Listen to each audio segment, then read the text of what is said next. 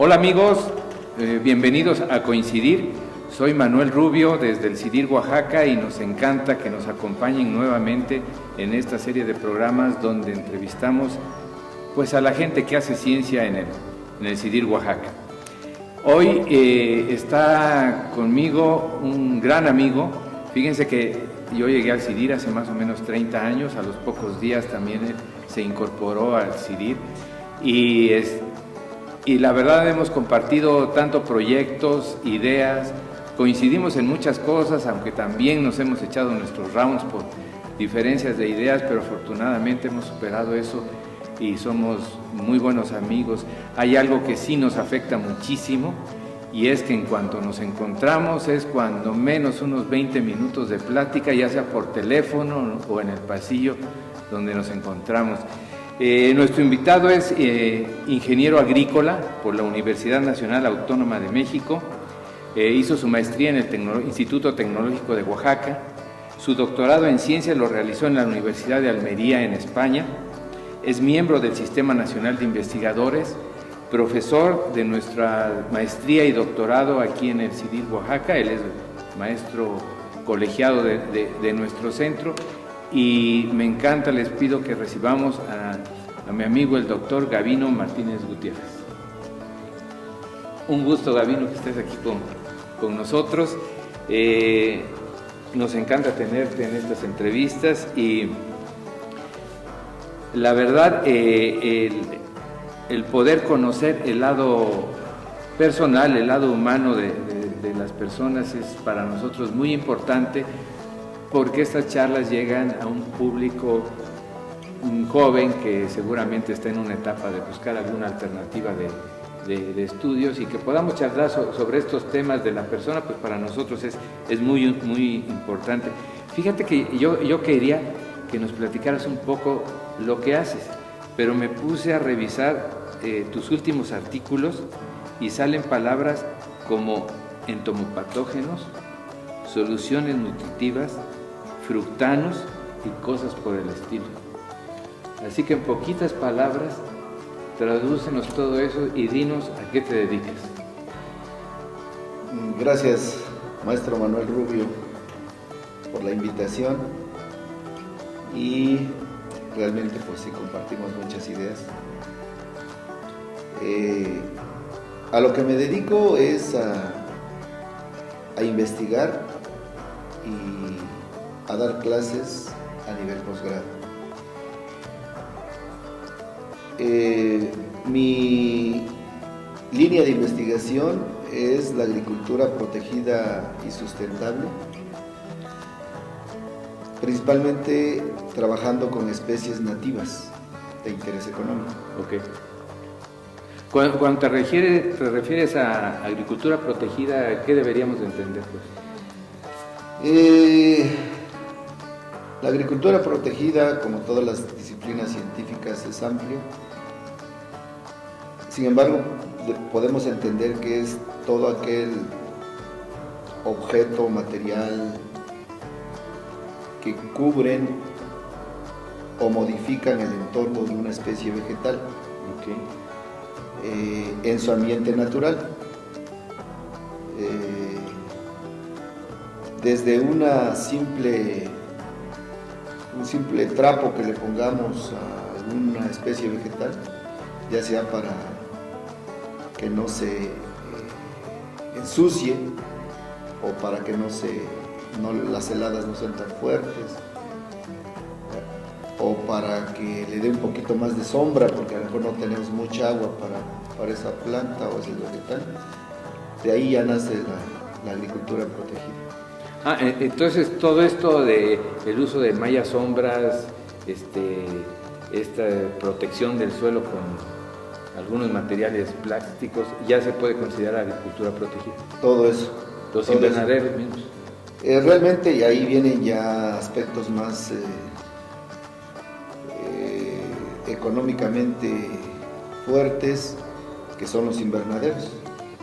Pero invernaderos en diferentes formas, desde tipo microtúnel, macrotúnel,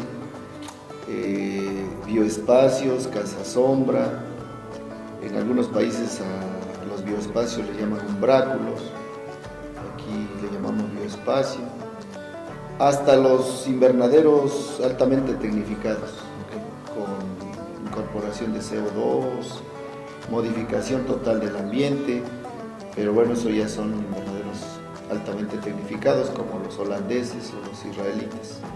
En nuestro caso, nada más podemos decir de estructuras de protección de bajo costo, porque el aspecto climático pues es bastante favorable para nosotros en comparación a otros países. Quisiera que dejáramos un poquito estas cuestiones técnicas, vamos a regresar ahorita, pero quisiera, doctor, que me platicaras un poquito de tu infancia, de dónde eres, cómo fue, qué hacías. Muy bien, yo nací en una comunidad indígena de la Mixteca Alta de Oaxaca. Se llama San Andrés Lagunas, pertenece al distrito de Tepozcolula. Es poco conocido porque no atraviesa ninguna vía asfaltada o pavimentada. Son 8 kilómetros de terracería hacia adentro. Entonces, como que ese aislamiento de ese pueblo ha mantenido muchas costumbres. Y ahí nací. En ese pueblo hay 4 lagunas. Aunque no me lo crean, porque es en la Mixteca, van a decir que no hay lagunas, pero ahí sí hay.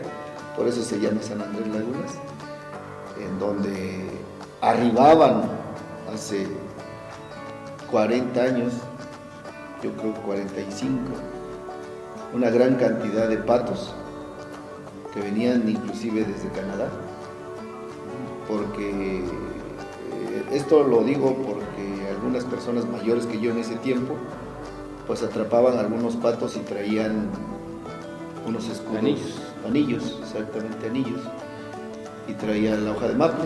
Entonces suponemos que venían de Canadá. No ha habido un estudio de eso. Actualmente todavía hay patos, pero en cantidades muy bajas, porque también las lagunas, dado el cambio climático, ya no llueve mucho, ya no se acumula tanto el agua, pero sí hay, y sí las 3 lagunas se llenan, aunque una se llena más que las otras.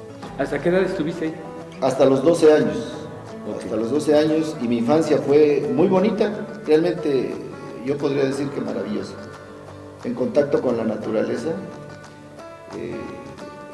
siempre trabajando la tierra, con mi padre que fue campesino, sembrando maíz, frijol, trigo, y pues nadando en la laguna, que era lo maravilloso para mí como niño, pero en ratos que los padres nos permitían o cuando no estaban con nosotros, a veces cuidando los animales en la laguna o en el monte.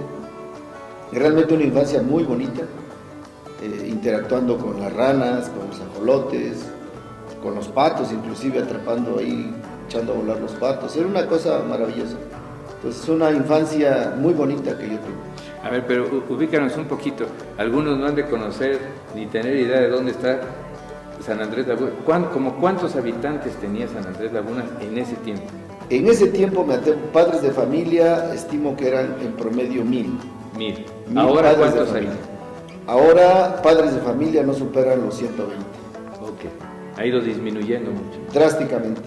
Después de que hubo una gran emigración allá por los 60, 70, la población mermó demasiado.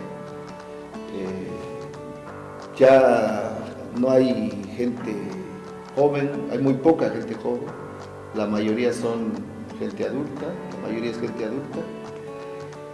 Y bueno, pues ahora hay una carencia ahí fuerte de mano de obra. Ahí pasaste tu infancia. ¿Cómo fue tu adolescencia? ¿Dónde transcurrió?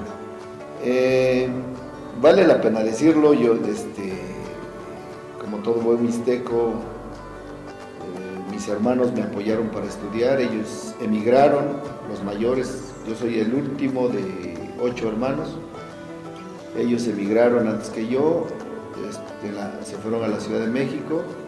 Cuando yo terminé la primaria, ellos me llamaron para continuar los estudios en la Ciudad de México, y como buen mixteco tengo que decirlo, pues me fui a vivir a Netzahualcoy, que realmente creo que el 60% de los habitantes de Netzahualcoy son de Oaxaca, Sí.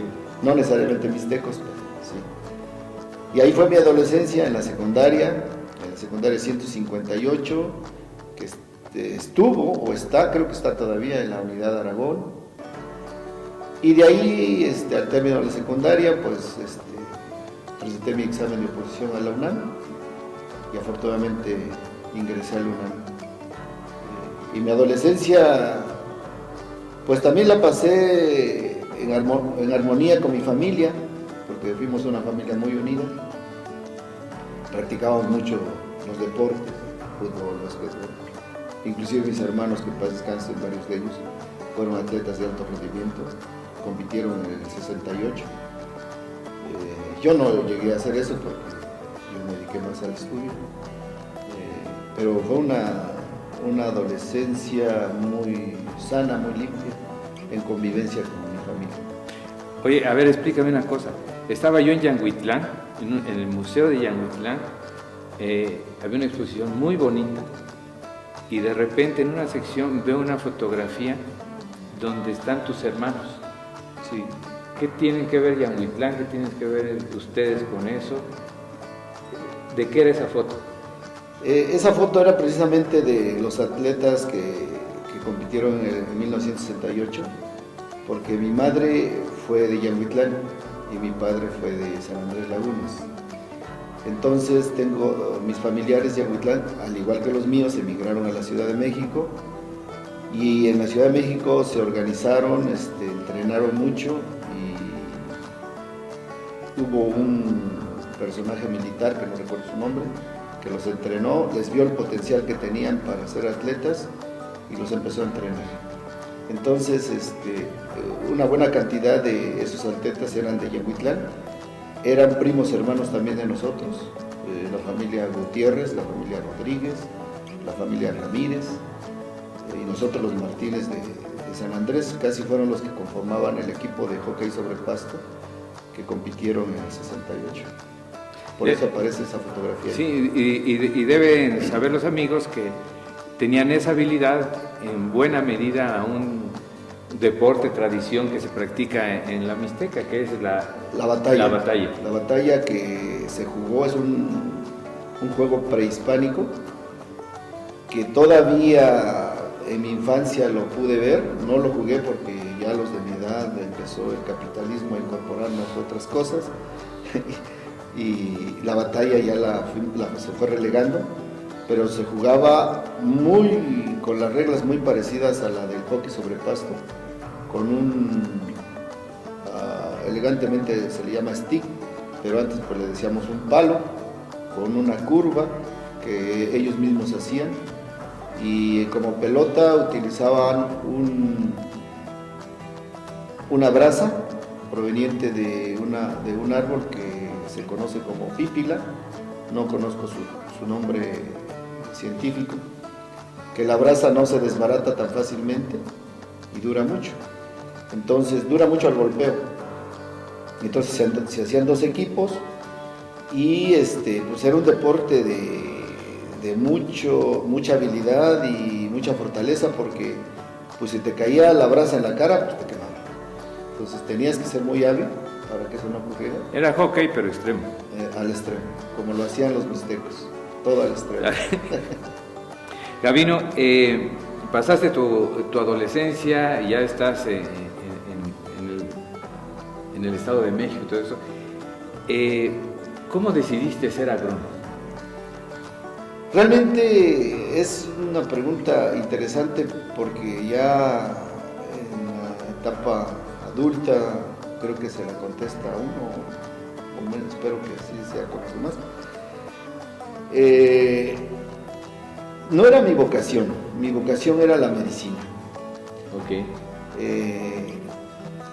Sin embargo, cuando yo iba en el segundo año de secundaria, mi madre falleció y se me acabaron los anhelos de la medicina. Entonces, por tradición, mi padre era campesino, fue campesino, de los mejores campesinos que hubo en el pueblo en ese tiempo, en San Andrés Lagunas. Digo el mejor porque siempre tenía las trojes llenos de maíz, los patios había mucho frijol, trigo, entonces nunca nos falló nada en ese aspecto. Entonces, por ese aspecto, busqué una carrera que me permitiera volver al campo. Okay. Y por eso decidí por ingeniería agrícola, porque ya había ingresado a la UNAM. Yo estudié en el Colegio de Ciencias y Humanidades Plantel Oriente y pues el pase a la universidad era automático, bueno, si no tenías ninguna materia reprobada, y así fue como en esos tiempos tenía escasamente 6 o 7 años de haberse inaugurado la carrera de Ingeniería Agrícola que se desarrollaba en la FES Cuautitlán, que en esos tiempos se pretendía hacer una ciudad universitaria norte, decía. Teníamos casi 160 hectáreas. Sí, es muy grande. En esos tiempos solo estaba el casco de lo que fue la hacienda de los Almaraz, que según no lo puedo confirmar, se lo donó a la UNAM cuando regresaron a España. Entonces ahí nada más estaba ingeniería agrícola y medicina veterinaria y zootecnia. Aparte, medicina veterinaria tenía el rancho Cuatro Milpas, que creo que todavía sigue, pero nosotros ahí llegamos. Y esa fue la inclinación, nació más por el ejemplo de mi padre. Oye, en parte ya me contestaste esta pregunta, pero en tiempos actuales, si no hubiera sido ingeniero agrícola, ¿qué hubiera sido? Pues creo que actualmente hubiera sido médico. ¿Hubiera regresado a esa? Sí, hubiera regresado a la medicina. Es otra cosa. Doctor, además de tu labor como investigador, que quienes vean en el CIDIR y se metan a revisar el currículum del doctor es muy, muy amplio, has tenido también alguna faceta como empresario. ¿Tú sientes que esta cuestión de la empresa, la academia, la ciencia, que normalmente no han estado muy ligadas, ¿tú crees que pueden convivir? Realmente deberían de convivir. Creo que México es una de las premisas que he expuesto en algunos foros, de que México se ha dedicado siempre a la ciencia básica, y con todo respeto para mis colegas investigadores, somos maquiladores de la ciencia. Maquiladores de la ciencia porque sí somos productivos en lo que nos piden. Por ejemplo, pues nos piden publicar y publicamos. Pero publicamos pues lo que consideramos que es publicable. Pero no publicamos con la visión de que eso tenga alguna utilidad. Me voy a permitir también, espero con todo respeto, a poner un ejemplo que va a sonar muy duro, pero que hay muchísimos artículos de alto impacto JCR, por ejemplo en Elsevier, que a nosotros nos dan muchos puntos, pero dudo mucho que algún pequeño empresario mexicano, mucho menos un campesino de Oaxaca, mucho menos un campesino de la Mixteca, lo va a leer y va a entender de qué se trata. Entonces yo creo que la convivencia es tanto publicar como nos lo piden, como publicar en el medio en que estamos. Creo que este centro fue puesto acá con una gran visión. El Politécnico tiene una gran visión que no hemos sabido aprovechar, porque nos puso aquí para el desarrollo regional de Oaxaca.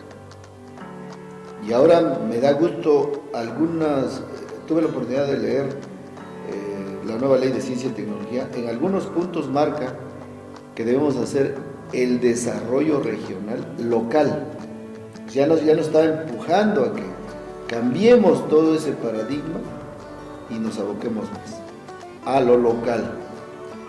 Yo he tenido muchas experiencias con productores, realmente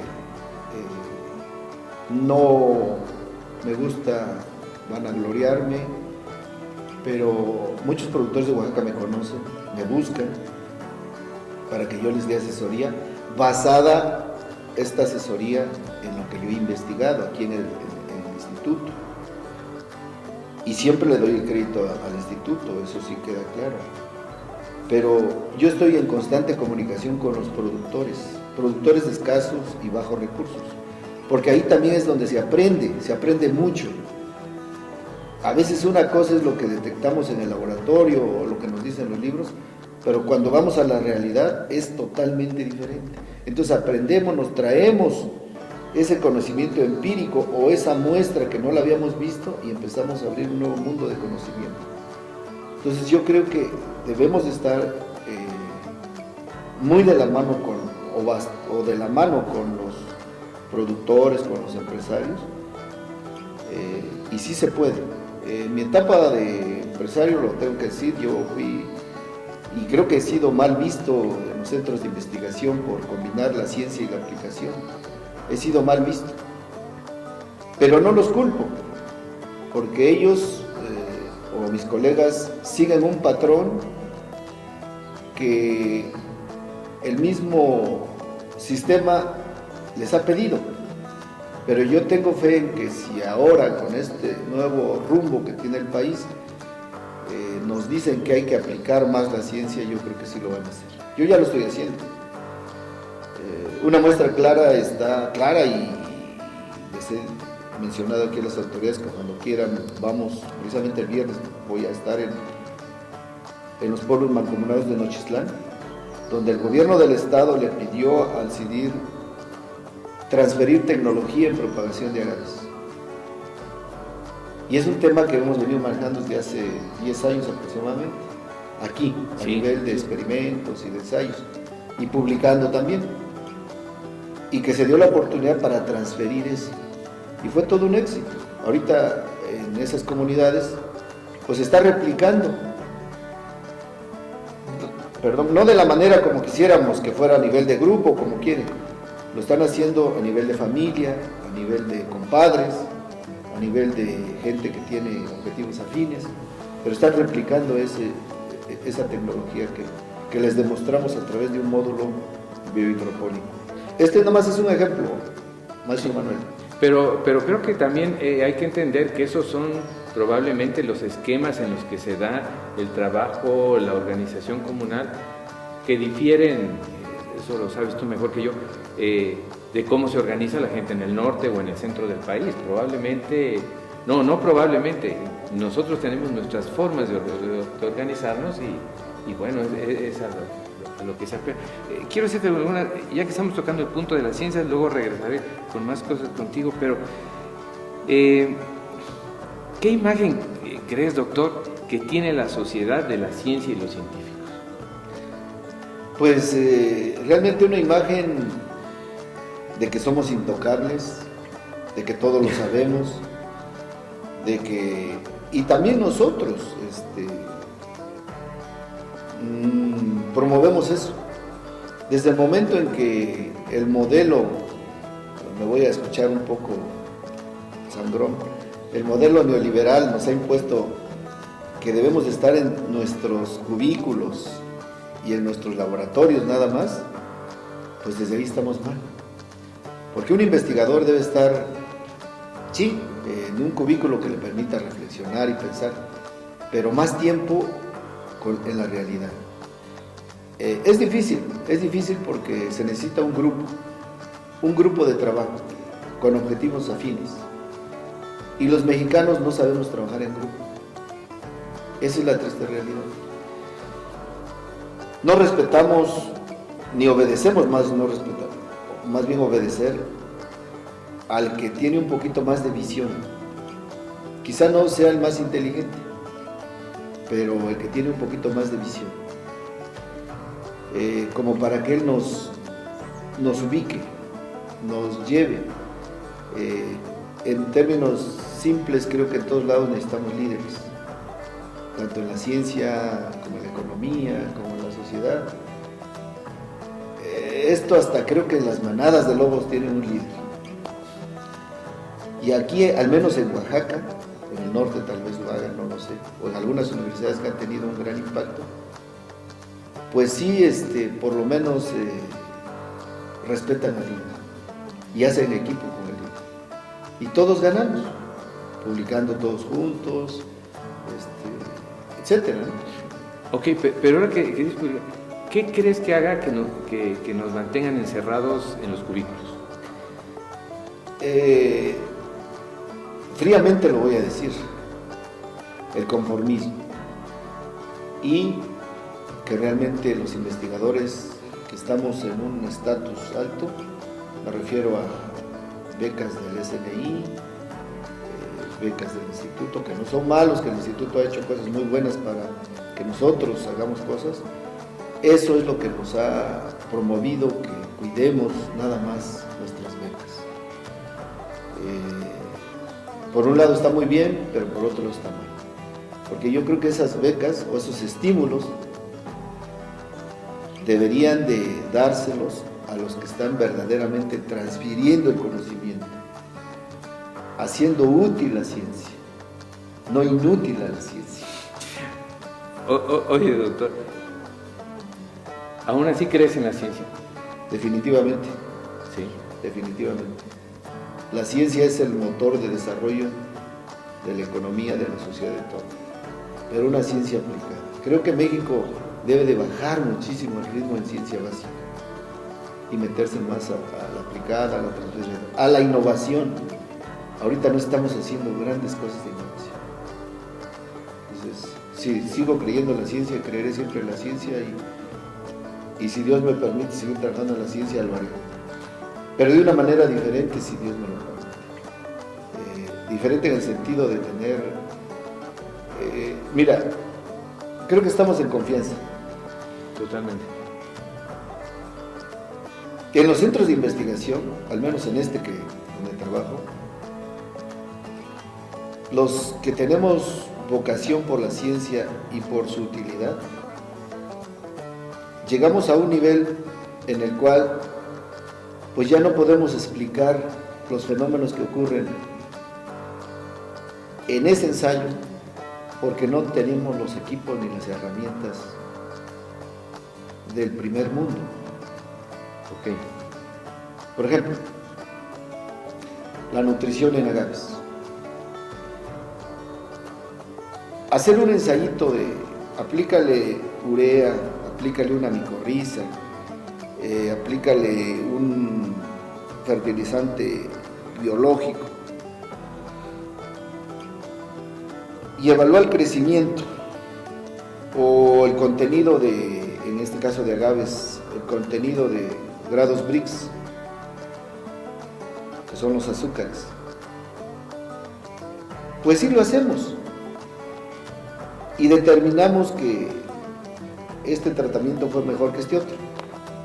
Pero cuando buscamos explicar metabólicamente o citológicamente cómo fue ese efecto, no lo hacemos. O sea, ya nomás llegamos a la descripción. Creció más, tuvo más número de hojas, pesó más, dio más, promovió más el contenido de azúcares. Pero el análisis profundo, las verdaderas razones, la ciencia de detalle no la estamos haciendo. No la estamos haciendo. Eso es...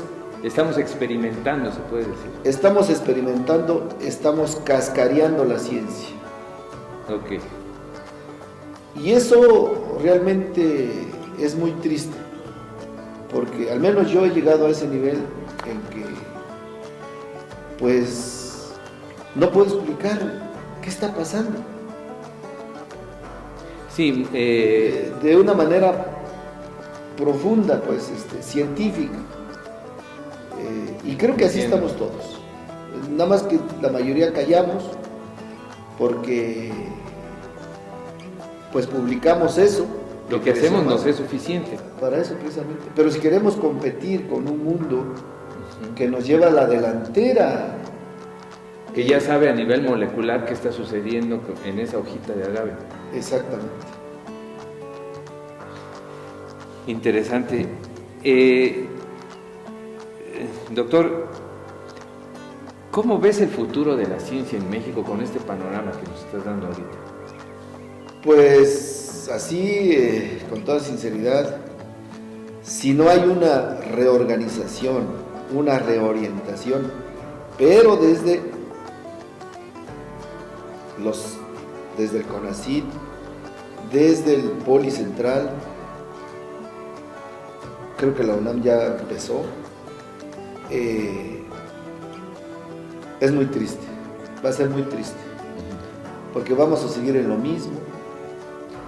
La desgracia es que ya, al menos los que estamos aquí en el CIDIR, hay un gran porcentaje de investigadores de una edad avanzada, entonces me incluyo. Tenemos que revalorizar muchas cosas, reordenar, y si en verdad queremos hacer ciencia de frontera, como le llaman ahora algunos, tenemos que reorganizar todo, desde la administración central, aquí, la administración de acá, y nosotros mismos. Hace poco en el coloquio, ayer acabó el coloquio, yo les dije eso, quizá no me entendieron, que seamos humildes en decir la verdad y que seamos honrados con la ciencia. ¿Para qué estamos investigando y para quién estamos investigando? Si es para vivir feliz, ya vino y bien, magnífico, pues entonces ahí lo dejamos. Pero no, yo creo que nuestra función es la sociedad, la que famoso le llama la pertinencia. De esta sección ya tenemos poco tiempo, Gabino, pero contéstame muy rápidamente. ¿Crees que las nuevas generaciones de investigadores tienen otra visión o se han quedado con nuestra visión porque hemos sido sus maestros? No, fíjense que es buena pregunta, Manuel. Al menos mis alumnos, e inclusive mis hijos, que también son mis alumnos, tienen otra visión totalmente. Okay. La muestra está con Edwin Zelaya, que en el coloquio expresó todo lo que dijo, que está haciendo, va a ser un investigador emprendedor, ya lo está aplicando. Creo que cumplimos una función como docentes y como padres. Nuestros hijos deben de entender qué está pasando y de ellos dependerá, tampoco los podemos obligar. Que en verdad, si quieren hacer ciencia, lo hagan bien. Ahorita tengo a un hijo que se va pronto a Holanda, porque es ahí donde se está generando investigación de muy alto nivel, aplicada. Tengo a otro en Francia. Entonces creo que nosotros debemos ser tanto maestros de nuestros alumnos como maestros de nuestros hijos para que esta ciencia cambie. Bien, nada más para los amigos que nos ven, el coloquio al que se refiere el doctor es un coloquio que tuvimos en el centro aquí en el CIDIR Oaxaca para hacer una evaluación sobre la pertinencia de nuestro posgrado. Quienes estén interesados pueden entrar ahí a la página del CIDIR Oaxaca, seguramente ahí va a estar la información. Doctor, vamos a dar un pequeño brinco de tema, un cambio. Adelante, nuestro Manuel. Y empezamos con una pregunta sorpresa. Como dijo aquel, todo menos dinero, ¿eh? Tiene que meter la mano y sacar algo que toque por ahí. Espero que no sea... por este lado. Por este lado. Hasta el fondo. Y me da el papelito que saque por ahí. Está bien. ¿Saqué dos o saqué uno? De todos modos le hacemos las dos y sacó dos. No se preocupe.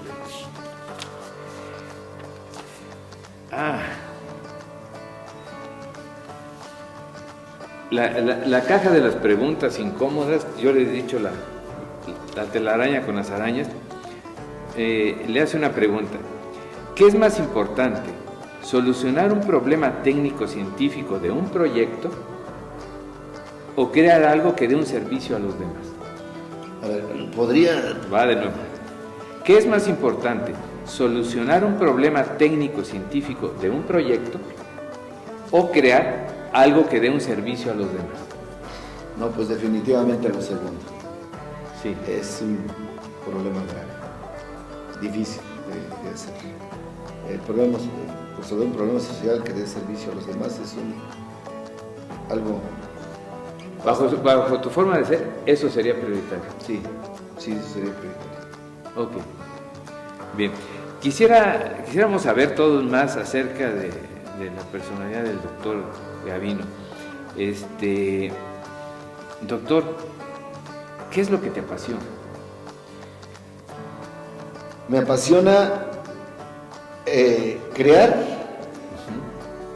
e innovar. Ok. Son tus pasiones. Son mis pasiones. Por ejemplo, diseñar un nuevo invernadero, pero hacerlo. Sembrar, me encanta, me apasiona. Yo te estoy sembrando a la vez. Por mi cuenta, tengo que decirlo. Me apasiona. Cuando hay oportunidad, me pongo los guantes, las botas y lo hago. Y crear cosas nuevas. Realmente cuando he estado en las comunidades y se hace un nuevo invernadero, se pone a trabajar, que es de esas personas que así lo han determinado, me siento muy satisfecho en que esa gente tiene un medio con qué trabajar, con qué producir. Y he notado que eso es lo que me gusta. Por ahí está tu pasión. Sí. ¿Qué es lo que te sorprende? Me sorprende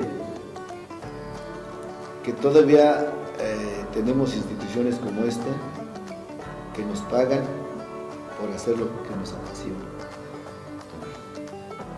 ¿Qué es lo que te pone contento? ¿Qué es lo que... Las quincenas, ¿no es cierto? Ahora, todos dos. No, lo que me pone contento es realmente que hagamos algo por este planeta, lo poquito que hagamos. Okay. Por ejemplo, cuando digo que siembro agaves, lo estoy haciendo como para detener el suelo, que se está erosionando mucho, para mostrar que hay especies que no requieren de mucha agua, que aguantan esa sequía tan dura que hay, y que al final de su etapa, pues le van a servir a algo a la gente, o para algo. No necesariamente mezcal. ¿No? No, pueden ser fibras, precisamente cuando dijiste de frutano, que es un prebiótico buenísimo. Obviamente a lo mejor ellos no lo van a obtener porque alguien va a decir, bueno, pues es que no está más. No, pero está ahí la planta, porque ahorita se está acabando. Sí, tiene un potencial tremendo. Por ejemplo, antes el pulque y esas cosas eran maravillosas, pero ahora ya no hay agaves. En las comunidades la fortaleza de los campesinos era el pulque y no era dañino como lo es ahora los brandis, los whiskies. Sí, movió toda una economía de principios del siglo XX. Entonces se acabó. Doctor, ¿qué te pone triste? ¿Qué me pone triste?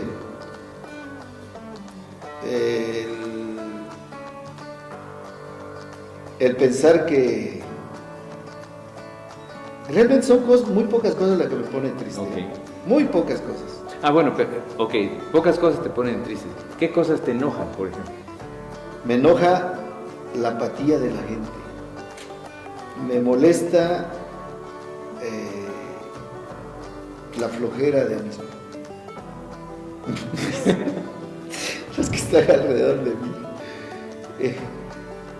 Me molesta que no tengamos ese espíritu de emprender, que seamos. Te contaba, maestro Manuel, que tal vez porque yo crecí, en mi infancia se desarrolló en una comunidad donde había mucha ayuda mutua, se daba el tequio, la guesa, y ahora veo que como que todos, cada quien a salvarse como puedan porque se está acabando el mundo y somos individualistas. Ok, un buen punto. ¿A quién te hubiera gustado conocer? Ah, esa es buena pregunta. Depende. Si es científico, a René Drucker-Colin. Ajá. Si es futbolista, Ajá. a Zinedine Zidane. Ok. Y si es político, al presidente de Paraguay. Ah, sí. Increíble. ¿Cuál crees que ha sido tu peor metida de pata en la vida? Ay, Dios, ha habido varias. Escógela. Varias. Escoge una que puedas contar. ¿En toda mi vida? Sí, ¿O en mi vida académica? La que tú escoges. Újole, es una buena pregunta, pero creo que mi peor metida de pata la he tenido cuando terminé el doctorado y acabando el doctorado intenté ser director de este centro. Porque parece que, como dicen coloquialmente hablando, la regué feo. Porque ni estaba preparado, ni conocía el ambiente de los posgrados, aunque tenía yo un doctorado. Entonces me metí a ciegas. Quizás ese ha sido uno de otros, ¿no? Pero los otros creo que han tenido un poquito de menos. Yo me sentí mal después, pasado un tiempo como 15, 20 días, me seguía sintiendo mal. ¿Pero por qué te propusiste si no tienes un plan serio, no sabes a qué vas? Eres torpe, Gavino, me dije entre mí, y pues sí. Fue una mentira. Una mentidota de pata. ¿Hay alguna anécdota tuya que nos pudieras contar, que nos pudieras compartir? Újule, hay muchas. Debes tener muchas. Muchas.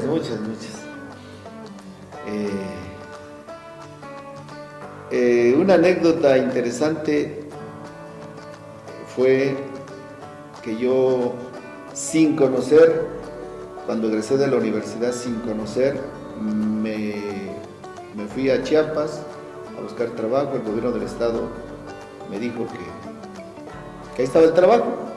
Se refería a poner a funcionar un proyecto de palma africana en la zona Marqués de Comillas, la selva Lacandona. Y me metí, no había transporte, me fui ahí como pude. Nunca había escuchado el canto de los araguatos, me dio miedo, ni la invasión de zancudos, pero aún así me fui. De la Mixteca seca a la selva. A la selva. Y ahí estuve 2 años sin salir, hasta que llegó el secretario de Desarrollo Agropecuario. Se suponía que conmigo iba a estar mi jefe, nunca se paró.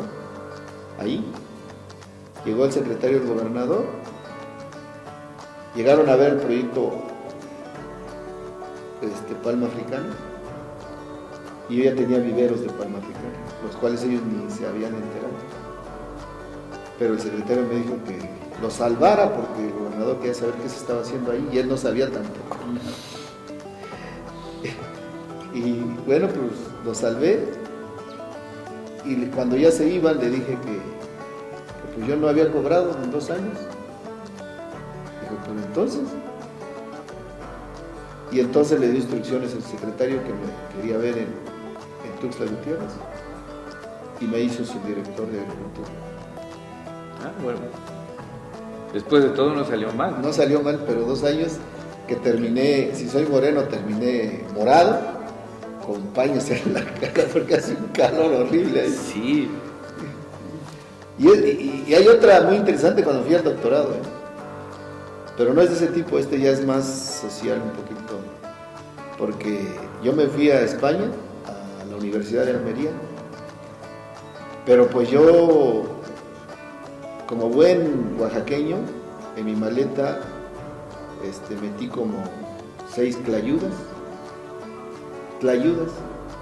Cuando llegué a Almería, llegué como a las 11 de la noche en el tren que va de Madrid a Almería, que es muy bonito, por cierto, se los recomiendo. Pero llegué con un hambre fatal y salí y vi piernas de cerdo crudo, para mí eran crudos, ahí colgadas, y no me entendía lo que yo quería pedir para cenar, porque ahí estaban cenando tapas, yo no sabía que era una tapa. Y pues me regresé a mi hostal, donde me había hospedado, con un hambre terrible, y lo que me salvó del hambre fue mis tlayudas durante 2 días. Y hasta que me familiaricé con la comida de ahí. Bueno, Oaxaca es increíble. Y tan lejos esas tlayudas deberían estar a unos 200 euros cada una, ¿no? Así que... Ahí no hay, ahí solo hay tortillas de patatas. Ya después ya me volví experto con la comida de ahí, pero sí, las tlayudas me salvaron de morir de inanición. Doctor, ¿alguna vez fue un problema para ti no haber sido guapo? No, porque lo soy. No, no es cierto. No, para mí eso No, es ya secundario. lo dijo, eso no se edita. Eso es secundario, eso no tiene nada que ver. Para mí no. Creo que la guapura no tiene nada que ver. Ok. Vamos a prácticamente al cierre de la entrevista. De las barbaridades que digo, un rally de respuestas rápidas, lo primero que se le venga a la mente. ¿Cuál es tu libro favorito? Mi libro favorito, no voy a decir como Peña Nieto que la Biblia, ¿verdad? No, por favor. Mi libro favorito fue La Casa de los Espíritus de Salvador Allende. Okay. ¿Serie o película favorita? La Reina del Sur. Ok. ¿Deporte favorito? No, pues fútbol. Fútbol. ¿América o Cruz Azul? Pumas. Perfecto. ¿Qué no has hecho? ¿Qué no he hecho? Es una buena pregunta. No he hecho ayudar más a mi pueblo. A mi país, en el estado de Oaxaca lo he estado ayudando, ayuda a muchas comunidades. Luego mis conocidos cercanos me dicen por qué no cobro asesorías, por qué esto, le digo no, porque el poli me mandó a prepararme y por eso tengo que transferir conocimiento. Pero me hace falta más apoyar a mi pueblo. A San Andrés. A San Andrés. ¿Tu comida favorita? Uy, ahí sí está difícil, son varias. Sí. Son varias. Dame dos más. Manitas de cerdo en salsa verde. Ajá. Y hay otra que me encanta también, pero mi esposa es la que lo prepara, que es creo que es carne de cerdo en chile molido. Buenísimo. ¿Tu hobby? ¿Mi hobby? Sí. Mi hobby es propagar plantas y sembrarlas. Ok. Ese es mi hobby. ¿Mascotas? Creo porque tengo unos toritos, creo que son los toros. Mascotas. Pues no, fíjate que mascotas no. Tengo una perrita, pero no es así como que ¿Tu fascinación? mi fascinación. Ok. ¿Mientes? Hablando en plata, cuando me conviene. Tengo que ser honesto. Ok. ¿Qué pregunta crees que me faltó hacerte?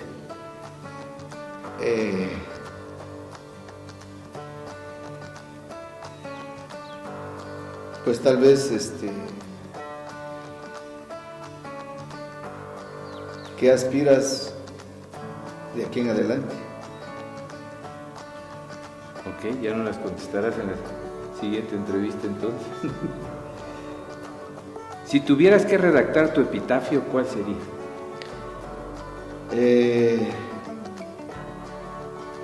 Vivió aquí una persona que logró más de lo que pensaba alcanzar.